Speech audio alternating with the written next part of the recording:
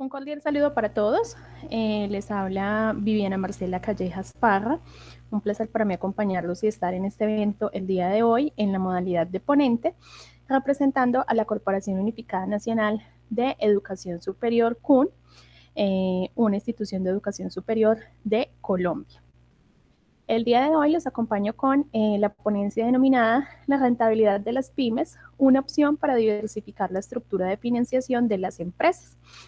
Mi nombre es Viviana Marcela Callejas Parra, soy profesional en administración financiera, especialista en finanzas y magíster en administración financiera. Soy docente, investigadora de la Corporación Unificada Nacional de Educación Superior y este es uno de los motivos por los cuales estoy representando hoy la institución.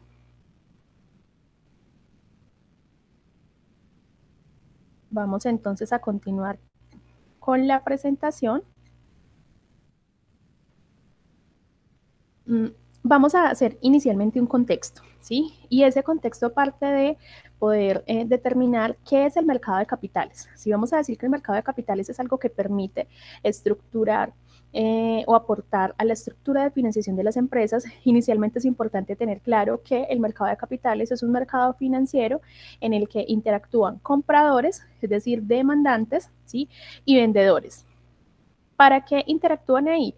Para poder realizar operaciones de intercambio. Básicamente el mercado de capitales lo que nos permite es dar respuesta a las preguntas de quién tiene y quién necesita. Es decir, quién tiene los recursos para lo que nosotros necesitamos y quién necesita, es decir, si nosotros como empresa necesitamos de esos recursos, bien sea para apalancar proyectos de inversión o de crecimiento.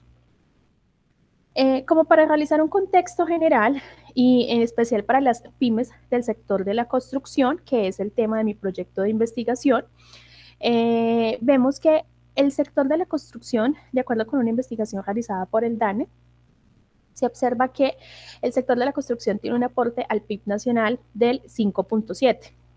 Es decir, dentro de todos los sectores de la economía, el sector que más aporta es comercio y reparación de vehículos automotores y motocicletas, ¿sí? Es decir, el sector de la construcción, perdón, aporta, digamos que está dentro de las empresas que han disminuido este nivel de aporte, aún teniendo en años anteriores una dinámica muy activa y de gran aporte al PIB de la economía. De acuerdo con la encuesta de micronegocios realizada por el DANE de Micron, en donde se mide la variación anual de las ventas o los ingresos nominales de los micronegocios según la actividad económica para el periodo inmediatamente anterior, es decir, para el periodo 2020, se puede evidenciar que el sector de la construcción a nivel nacional, todas las pymes han tenido una disminución del 26.7 puntos porcentuales y a nivel específico el sector de la construcción ha tenido una disminución de 2.5 puntos porcentuales. A nivel general podemos ver que todos los sectores de la economía han tenido una disminución en su participación en ventas, ¿sí?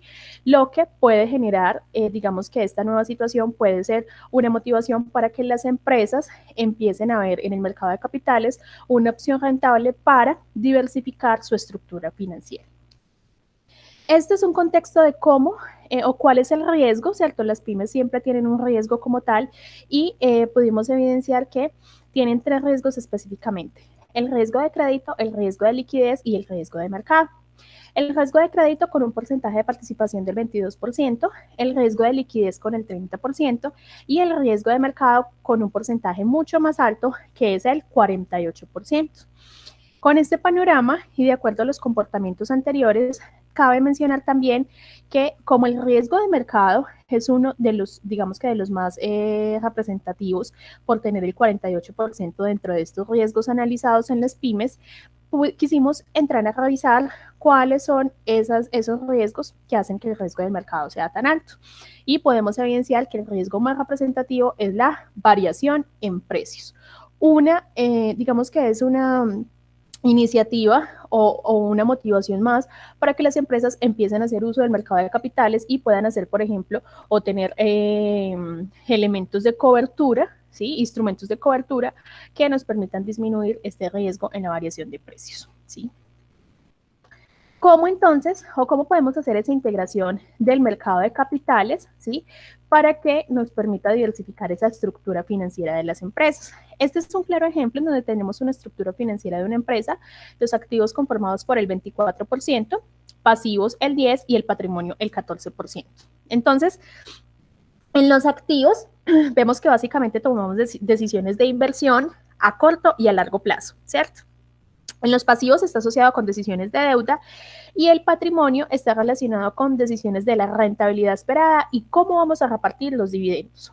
Toda esta estructura financiera tiene a su vez un impacto, ¿sí?, en el estado de resultados. ¿Cómo? El estado de resultados tiene una parte operativa y una parte no operativa en donde nosotros pagamos intereses. ¿Por qué? Por estas tomas de decisiones principalmente en la deuda, ¿sí? Entonces, ¿qué se pretende con la estructura del mercado de capitales? Que podamos diversificar esta parte de las inversiones, que no solamente en la estructura se vean CDATs, que es lo más común en las empresas, sino que se vean también compras de acciones, bonos, TES, etcétera. Todo lo que ofrece el mercado de capitales y que las empresas también empiecen a diversificar esta deuda que tienen con el sector financiero y que la adquieran a través de emisión de bonos o otras alternativas que nos ofrece el mercado de capitales para empezar a diversificar no solo esta estructura de financiera de la empresa, sino esta estructura de operación con el estado de resultados. ¿Cómo puedo entonces empezar a diversificar esta inversión? Con los activos, por ejemplo, puedo tomar decisiones de inversión a corto y largo plazo mediante instrumentos de renta fija, instrumentos de renta variable y divisas, ¿sí? Estas son pues cada una de las alternativas, bonos, papeles comerciales, titularizaciones, así es como lo podemos hacer. Respecto a la parte de los pasivos, entonces puedo tener, además de deuda con entidades financieras, puedo hacer uso de instrumentos de deuda como bonos de deuda, en donde nos entreguen derechos de participación, ¿sí? Y nos va a dar, esta mezcla de decisiones nos va a dar una mayor autonomía financiera. Respecto al patrimonio, entonces los aportes sociales podríamos, además de ello, ¿sí?, tener títulos de participación con derechos políticos o económicos, acciones ordinarias, preferenciales o privilegiadas que entren a operar en el mercado, por ejemplo, de renta variable y facilitan el crecimiento de las empresas mediante la retención de utilidades. Hay algo con lo que quiero finalizar y es que el mercado de capitales nos permite aportar a la generación de valor, ¿sí?